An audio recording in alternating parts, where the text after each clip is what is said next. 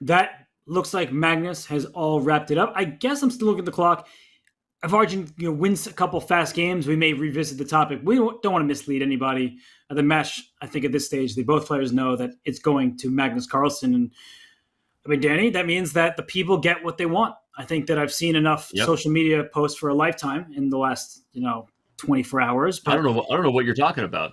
I think we got to talk about it. I really do. We're going to get. I don't even know what you're talking about. Social media? What is that?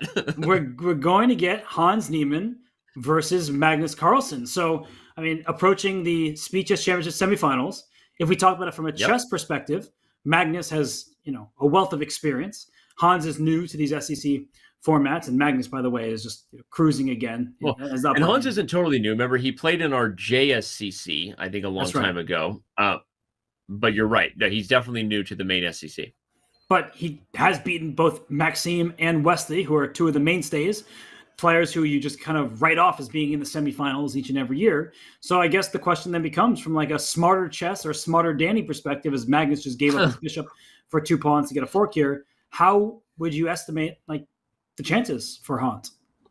I mean, you have to give Magnus is the heavy favorite. I mean, there's no other way around it. It may not be the dramatic storyline, or may get me accused of being, biased toward Magnus, as I'm often accused of in the dynamic that is Hans Niemann.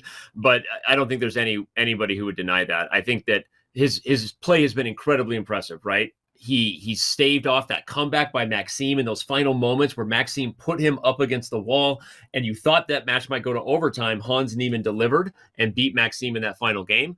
And then against Wesley So, I mean, Hans was he was incredible, right? I mean, Hans, I would argue it wasn't the best chess we've seen from Wesley. I think you would agree with that, right? So that I'm not accused of being biased there, but I think Hans played well regardless. And I think even if it wasn't Wesley's best chess, Hans has delivered.